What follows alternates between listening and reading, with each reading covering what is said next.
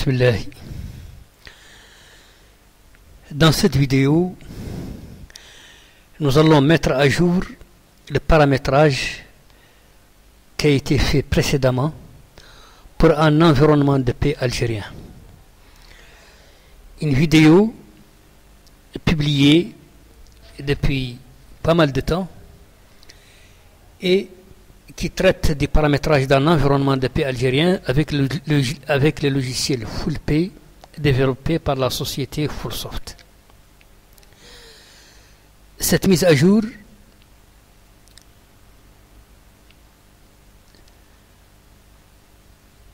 correspond à une caractérisation du paramétrage, c'est-à-dire que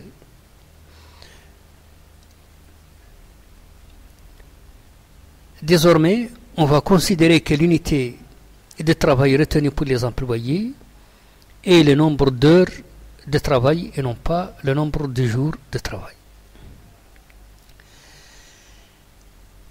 Le nombre de jours de travail va être déduit à partir du nombre d'heures.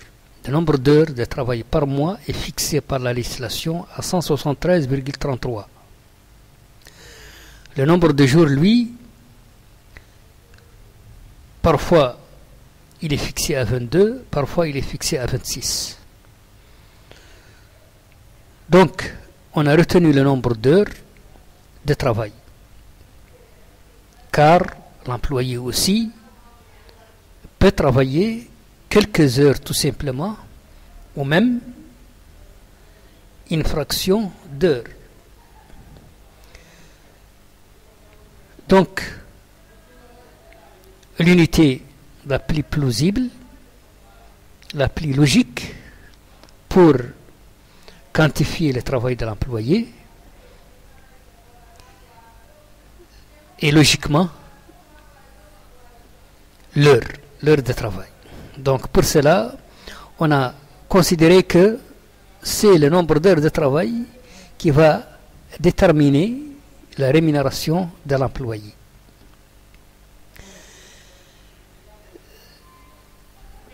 La mise à jour concerne également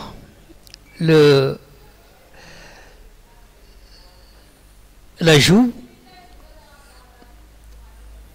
des cotisations Kakoba TPH. Donc on a voulu un peu généraliser le cas. On suppose donc que l'établissement pour lequel le paramétrage est fait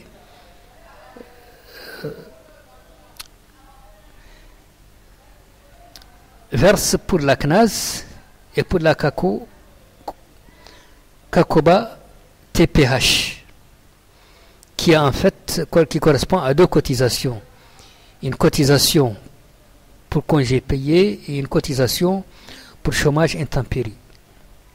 On va voir leurs détails dans le paramétrage. Également, une autre mise à jour concerne l'IRG, le cas de l'IRG. On a tenu compte du fait que l'employé peut souffrir d'un handicap. Et la loi prévoit pour une certaine tranche de la base imposable des abattements dont bénéficient les personnes souffrant d'un handicap, en plus de l'abattement général prévu pour tout le monde. Donc, le cas des personnes handicapées a été aussi inclus dans le paramétrage. Donc maintenant, nous allons passer à l'exposition des rubriques qui désormais constituent le paramétrage de notre établissement. Donc ici nous avons le menu général de l'application. Ce qui va nous intéresser parmi ce menu, c'est l'option environnement de l'API. Et nous allons cliquer sur rubrique de l'API. Donc là, nous avons la liste de toutes les rubriques. Toutes les rubriques. 27 finalement 27 rubriques créées. Alors, nous allons commencer par la première rubrique, c'est le nombre d'heures travaillées. C'est une nouvelle rubrique ajoutée. Nombre d'heures de travail, nombre d'heures travaillées. Alors, le nombre d'heures travaillées, par défaut, elle récupère la valeur de la constante nombre d'heures de travail légal par mois. Alors, pour voir les détails de cette constante, voilà, il s'agit d'une constante de type valeur dont la valeur est de 173,33. Le nombre de travail légal par mois, 173,33. Donc, par défaut, on suppose qu'un employé a travaillé 173,33. Si ce n'est pas le cas, eh bien, on saisit la valeur correspondante au niveau du bulletin. Le nombre de jours travaillés maintenant, cette rubrique va récupérer le contenu de la constante nombre de jours travaillés en fonction du nombre d'heures. Cette constante est une constante de type arithmétique. C'est un calcul. Alors sa formule, c'est quoi? Voilà sa formule. Eh bien, c'est égal au nombre d'heures travaillées, donc saisi pour l'employé, divisé par le nombre d'heures de travail légal par mois, 173,33. Multiplié par le nombre de jours de travail légal par mois. Ici, on l'a fixé à 22. On a retenu 22 comme nombre de jours de travail légal par mois. Si l'établissement utilise 26 jours, il met tout simplement 26 à la place de 22. Donc, ça, c'est pour le nombre de jours travaillés. Alors, le salaire de base maintenant. Le salaire de base, lui, par défaut, il récupère la valeur de la constante salaire de base de référence. Salaire de base de référence, c'est une constante de type condition. En fait, si la rubrique nombre d'heures travaillées, donc si le nombre d'heures travaillées par l'employé est égal au nombre d'heures de travail légal par mois, qui est 173,33, dans ce cas, le salaire de base, il est récupéré à partir de la fiche de l'employé. Il récupère donc la valeur de la constante salaire de base individuel. Sinon, donc si le nombre d'heures travaillées par l'employé est différent du nombre de travail légal par mois, alors dans ce cas, le salaire de base de l'employé va être calculé. Comment? Eh bien, il s'agit d'une formule. C'est égal au salaire de base horaire. Salaire de base horaire qui est le salaire de base divisé par le nombre de travail légal par mois. C'est ça le salaire de base horaire. C'est pas le salaire de base horaire divisé par le nombre d'heures travaillées par l'employé, tout simplement. La rubrique correspondante.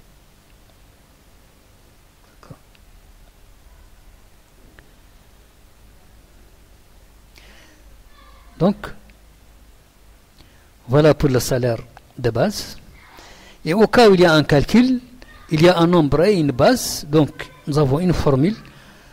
Nombre, c'est le nombre d'heures de présence pour l'employé. Et la base, c'est le brut horaire qu'on a vu. Donc ça, c'est pour le salaire de base. Alors, l'indemnité d'expérience professionnelle, l'IFP. L'IFP, c'est une formule, c'est une base fois un taux. Pour l'IFP, la base, c'est la rubrique salaire de base. Donc c'est le salaire de base de l'employé. Son taux, c'est le taux de l'IFP. Le taux de l'IFP est une constante de type arithmétique, c'est un calcul. En fait, c'est la somme de deux taux. Taux de l'IFP hors secteur, qui est une constante de type grille-tranche, et fonction de l'ancienneté hors secteur. Voilà le tableau qu'on a retenu pour ça, différentes valeurs. Et le taux de l'IFP secteur, qui est fonction de l'ancienneté de l'employé. Donc, la somme des deux taux forme le taux de l'IFP.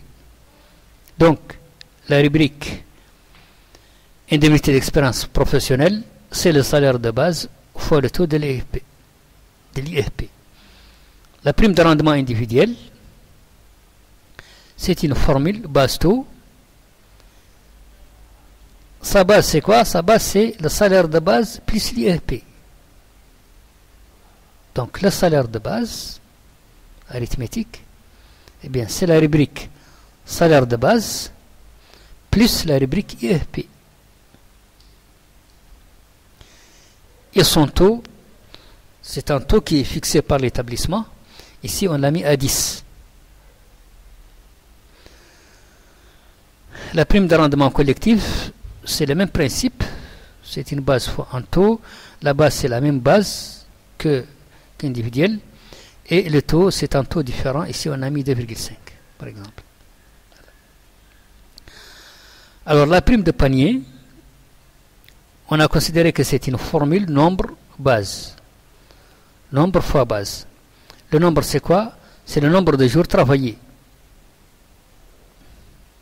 Nombre de jours travaillés, c'est quoi?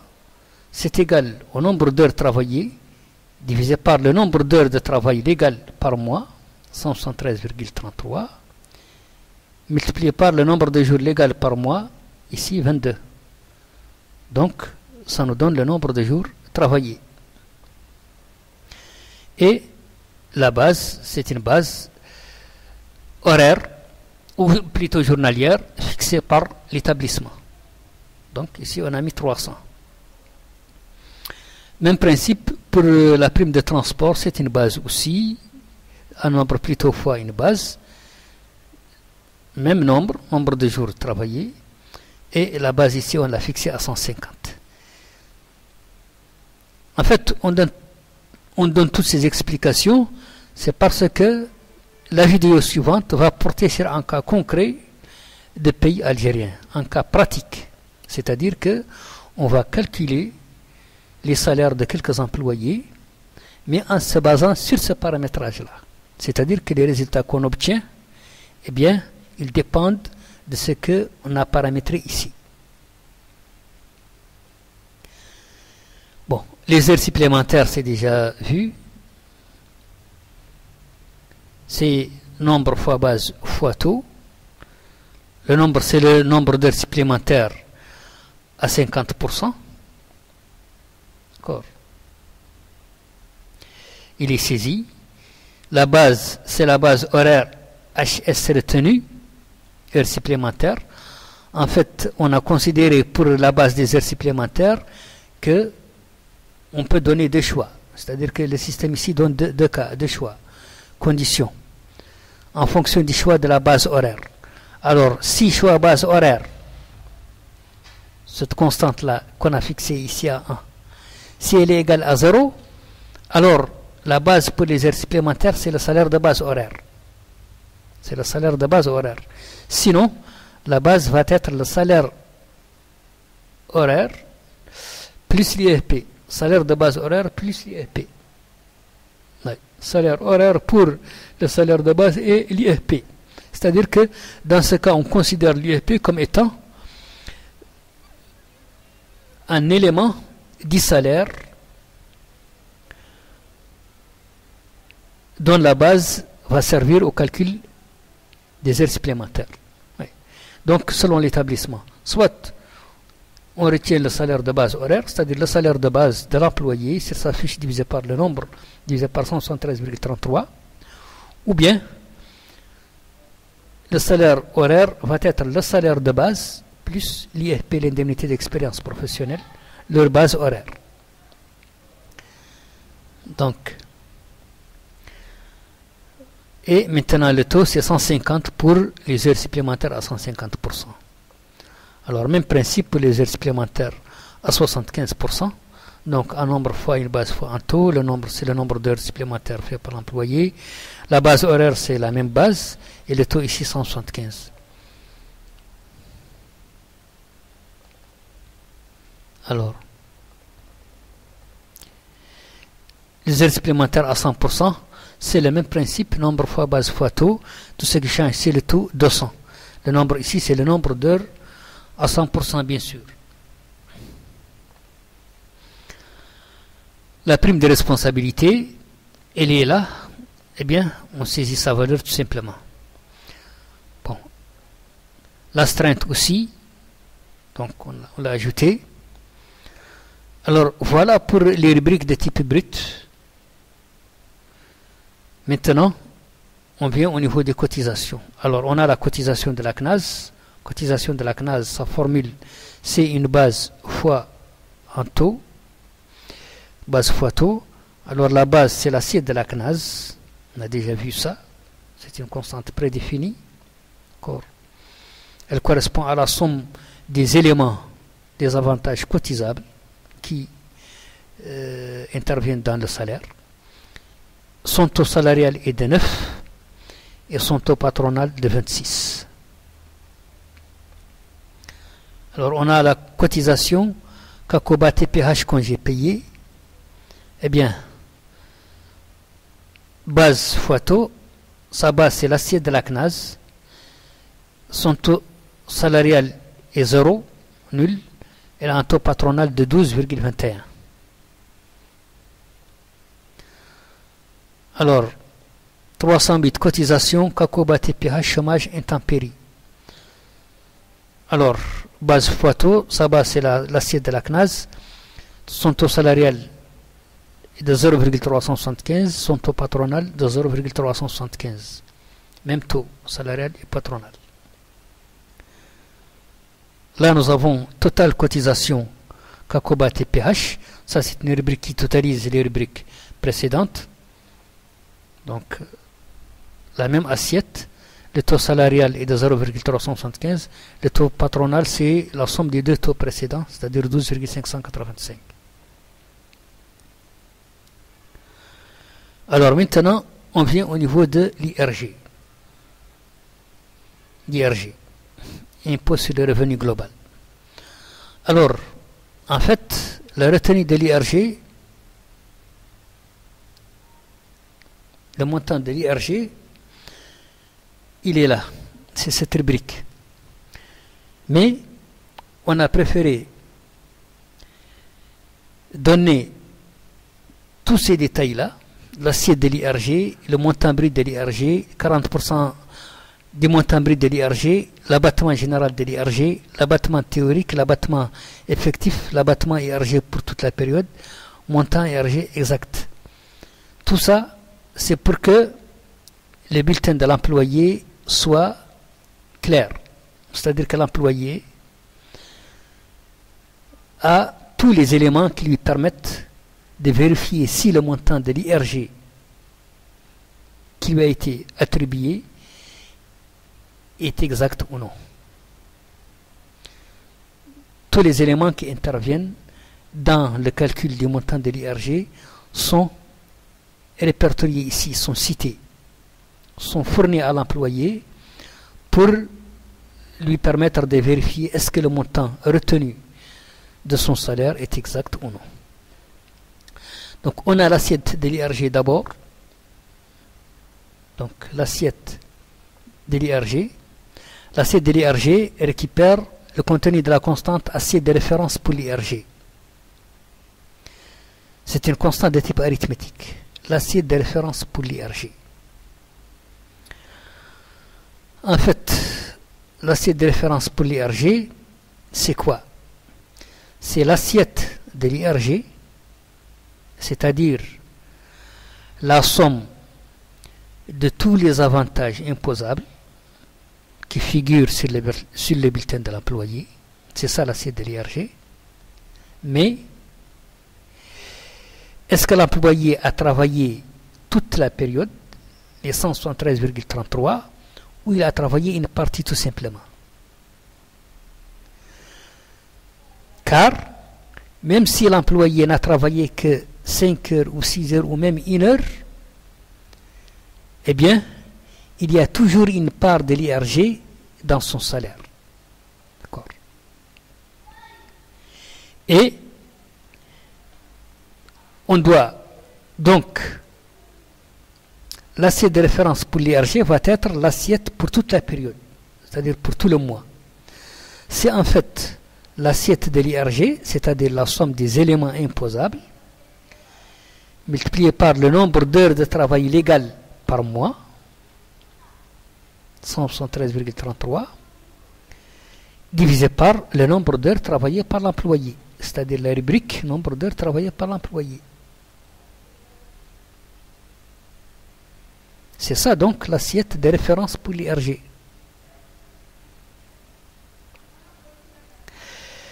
Alors,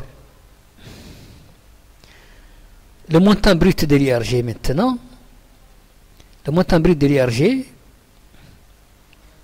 c'est une constante de type grille-tranche. C'est une formule. Sa formule c'est par rapport à la base de l'IRG. La valeur brute de l'IRG, c'est par rapport à la base de l'IRG. La base de l'IRG, c'est une constante de type arithmétique. C'est quoi? C'est quoi la base de l'IRG? Est-ce que c'est l'assiette de l'IRG? Non. Ce n'est pas nécessairement l'assiette de l'IRG. En fait, la base de l'IRG, c'est quoi? C'est l'assiette de référence pour l'IRG moins l'assiette de référence modulo 10.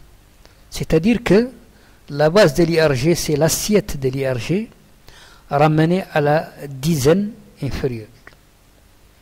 C'est-à-dire que on ramène l'assiette de l'IRG à la dizaine inférieure et là on a la base de l'IRG. Donc la base de l'IRG peut être différente de l'assiette de l'IRG. Donc le système détermine la base de l'IRG en fonction de cette formule. Donc la valeur brute de l'IRG, eh bien, elle dépend de la base de l'IRG. Si la base de l'IRG est inférieure ou égale à 10 000, eh bien la base de l'IRG, la valeur brute de l'IRG est nulle. Il n'y a pas d'IRG. Alors, si la base de l'IRG est supérieure strictement à 10 000 et inférieure ou égale à 30 000, alors dans ce cas, la valeur brute de l'IRG est égale à cette constante, tranche 1 de l'IRG. C'est une constante de type arithmétique, c'est quoi? C'est la première tranche de l'IRG.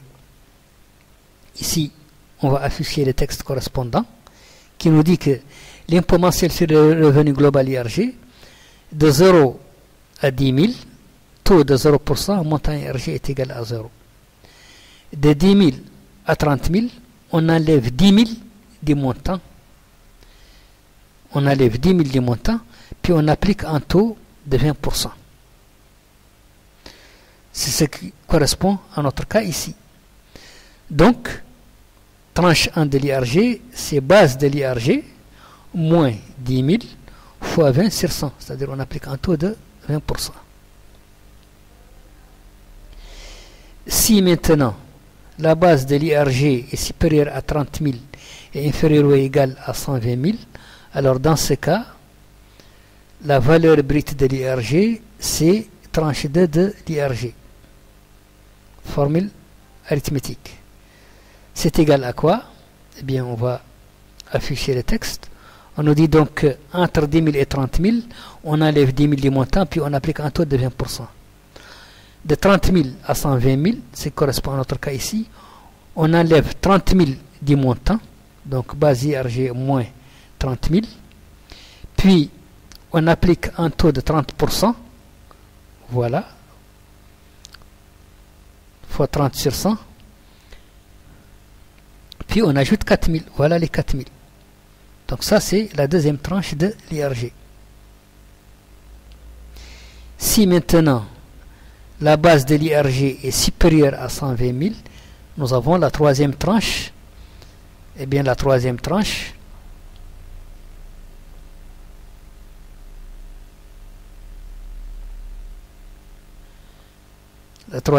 qu'est-ce que pour la troisième tranche, c'est-à-dire plus de 120 000, on enlève 120 000 du montant.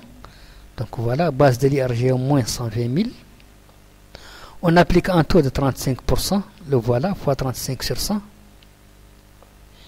Puis on ajoute 31 000. Voilà 31 000. Donc c'est ainsi qu'on calcule la valeur brute de l'IRG. Alors les 40% du montant brut de l'IRG, c'est une formule, donc c'est le montant brut de l'IRG fois 40%. L'abattement général de l'IRG, eh bien, il récupère la valeur de la constante abattement de l'IRG hors handicap. C'est une grille tranche. L'abattement de l'IRG hors handicap, il est par rapport au brut IRG de référence, c'est-à-dire les 40% du brut de l'IRG. Si les 40% sont inférieurs ou égaux à 1000, eh bien l'abattement de l'IRG hors handicap est de 1000, c'est-à-dire l'abattement général. Si les 40% sont compris entre 1000 et 1500 dinars, alors l'abattement est égal à cette valeur-là. Si c'est supérieur à 1500, eh bien l'abattement est de 1500. On retient 1500. Donc ça, c'est pour... Alors, l'abattement théorique IRG pour handicap. Donc, nous avons l'abattement théorique et nous avons l'abattement effectif. Alors, l'abattement théorique, c'est une formule, c'est la base pour l'abattement. Donc ça. Alors, sa formule, si tu as appliqué pour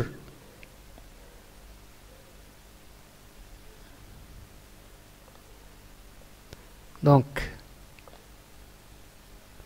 si tu as appliqué ce taux-là, c'est-à-dire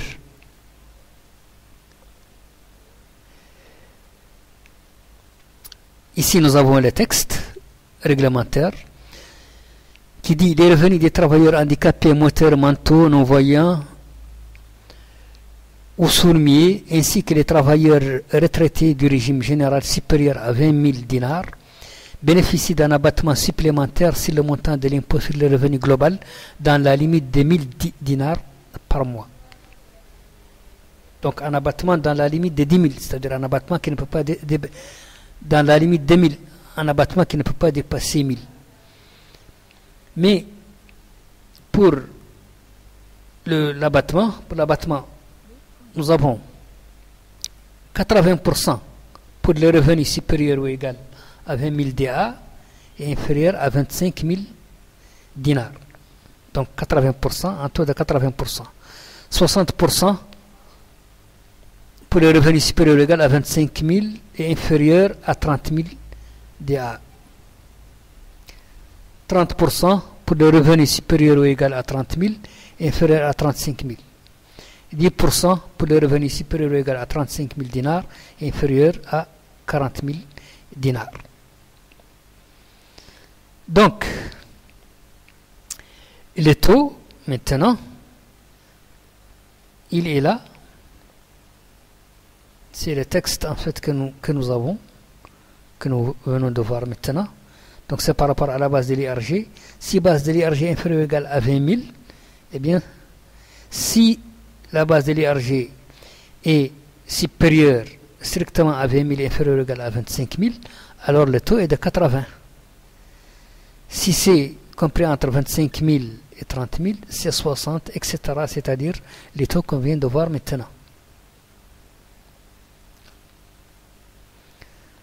Donc ça, c'est pour la base pour l'abattement. Donc c'est le taux, c'est la base fois un taux. Alors maintenant, l'abattement effectif pour l'IRG, IRG pour handicap, c'est si employé en situation de handicap égale 1, alors abattement retenu pour handicap. Dans ce cas, l'abattement pour handicap, c'est la valeur de cette constante. Abattement retenu pour handicap. Condition multiple. Donc, voilà. Sinon, l'abattement est égal à 1000. Donc, on a vu, le texte dit que l'abattement est dans la limite de 1000. Donc, si cette condition n'est pas vérifiée, l'abattement est égal à 1000. Il ne peut pas dépasser ça.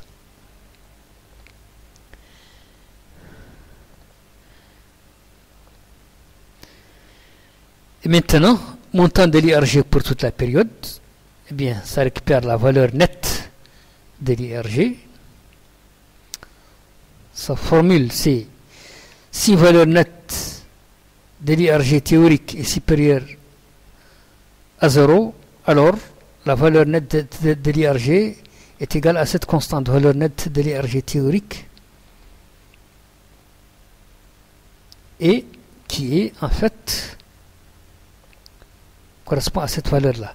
La valeur nette de l'IRG est égale à la valeur brute de l'IRG qu'on a vu, moins l'abattement de l'IRG hors handicap, c'est-à-dire l'abattement général, moins l'abattement pour handicap. Voilà la valeur nette de l'IRG. Donc c'est la valeur brute de l'IRG moins l'abattement général moins l'abattement pour handicap.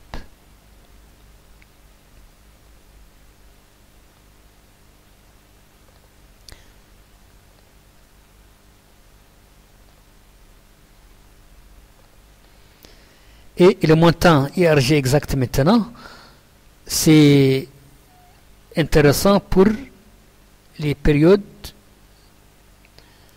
non complètes pour la paye. Si l'employé a travaillé une partie tout simplement des 173,33 heures. Donc, sa formule c'est quoi? Bien, sa formule c'est valeur nette de l'IRG qu'on vient de trouver précédemment fois le nombre d'heures travaillées divisé par le nombre d'heures de travail légal par mois qui est 173,33.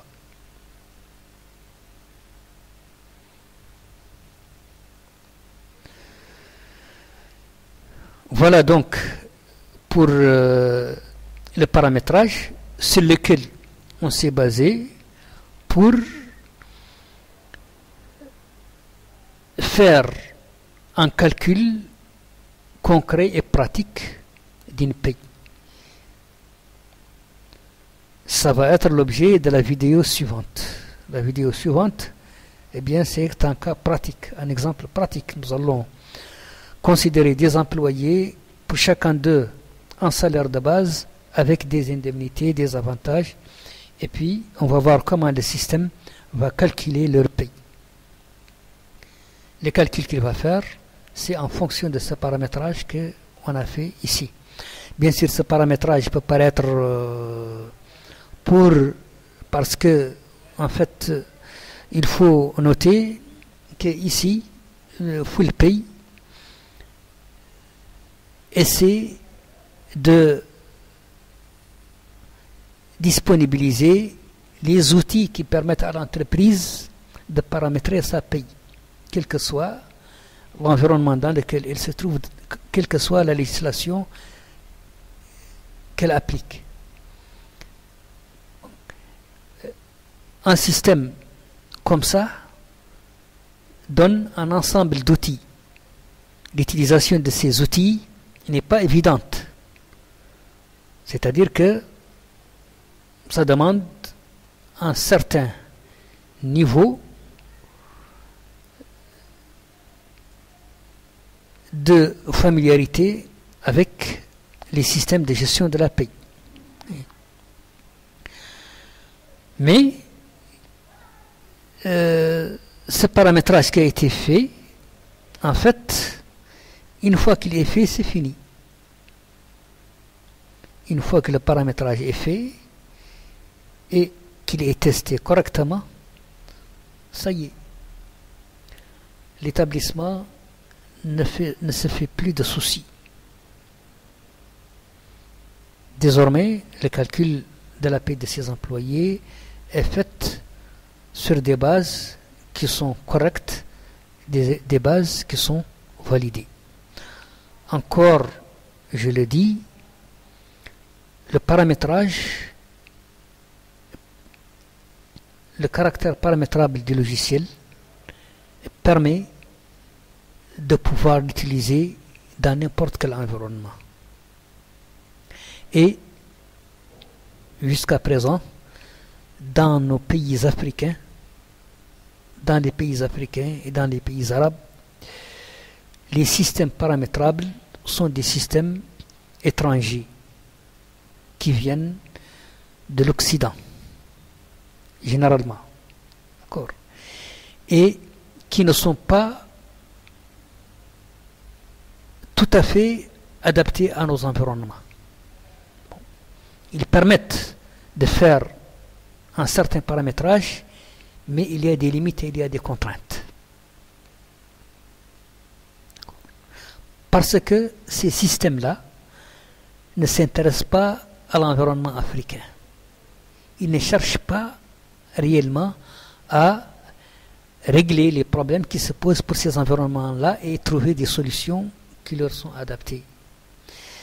Ils conçoivent leur système en fonction de leur environnement, l'environnement occidental, et cet environnement occidental, c'est un environnement complètement différent des environnements africains. Ce qui fait que les environnements africains ont besoin d'avoir leurs propres outils de paramétrage. Des outils qui prennent leur législation, qui prennent leurs conventions collectives, leur réglementation sociale et fiscale, et les intègrent au niveau de leur logiciel, tout en donnant la possibilité aux utilisateurs de pouvoir modifier eux-mêmes, sans l'intervention de l'éditeur, leur système au cas où la législation est modifiée. Parce qu'un système paramétrable, il permet d'accompagner les modifications de la législation, quelles que soient ces modifications. On peut toujours trouver une solution à un problème qui se pose à cause de l'évolution de la législation, de son changement, etc. C'est ça l'avantage des systèmes paramétrables. Encore qu'un système paramétrable doit essayer de se conformer au maximum. FullPay est un système qui cherche à fournir une solution conforme aux environnements africains. Le paramétrage qu'on vient de voir maintenant, eh bien, il est adapté à l'environnement algérien. Ce paramétrage, par ailleurs, a été intégré à FullPay. C'est-à-dire que si un établissement installe FullPay, il peut demander au système de lui copier systématiquement ce paramétrage-là. Donc si l'établissement travaille dans l'environnement algérien, il demande au logiciel de copier systématiquement ce paramétrage et l'établissement a désormais toute sa législation et son code de travail dans le système. Il passe directement à la saisie des données des employés. Le paramétrage a été fait par le système. Et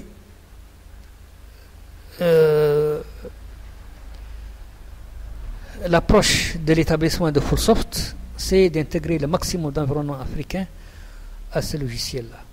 De telle manière qu'un utilisateur qui travaille dans l'environnement algérien, il choisit d'installer, de copier l'environnement législatif et réglementaire algérien.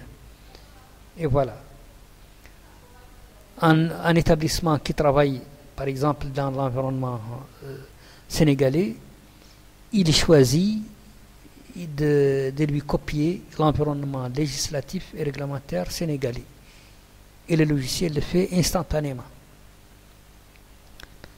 Donc ce n'est pas comme avec les systèmes étrangers importés pour lesquels il faut vraiment se mettre, consacrer plusieurs jours de travail pour paramétrer, et malgré tout ça, il y a toujours des lacunes, il y a toujours des limites, il y a toujours des contraintes.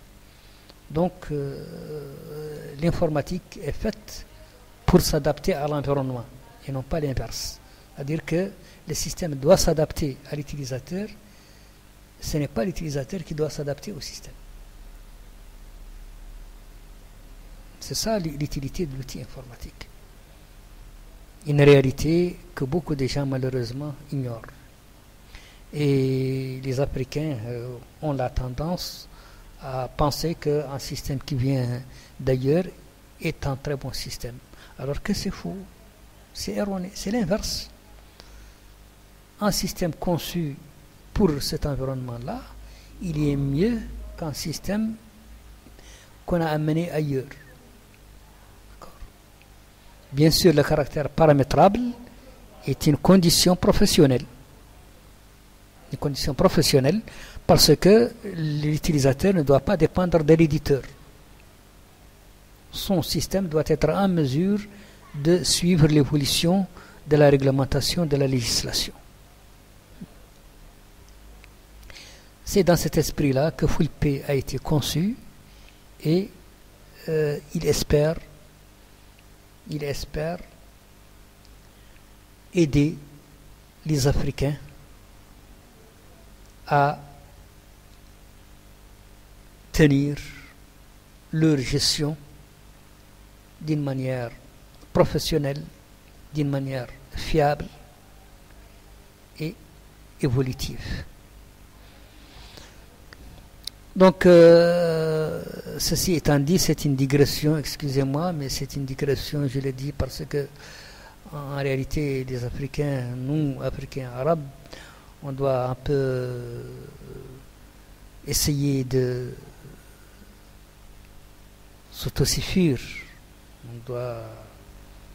ne doit pas rester éternellement en train de travailler sur les outils d'autrui. On doit essayer de trouver des solutions efficaces qui émanent de nos propres environnements. Et c'est dans cet esprit, dans cette logique que FullPay et les autres logiciels de Fullsoft aussi, FullConta pour la comptabilité, FullImo pour les immobilisations, FullLias pour l'alias fiscal et les états financiers, FullCom pour la gestion commerciale et la gestion de stock. En fait, il y a une gamme de logiciels qui sont conçus, développés par cette société pour assurer une réelle autonomie pour les Africains en matière de logiciels de gestion. Donc à la prochaine vidéo, je vous remercie et je vous dis au revoir.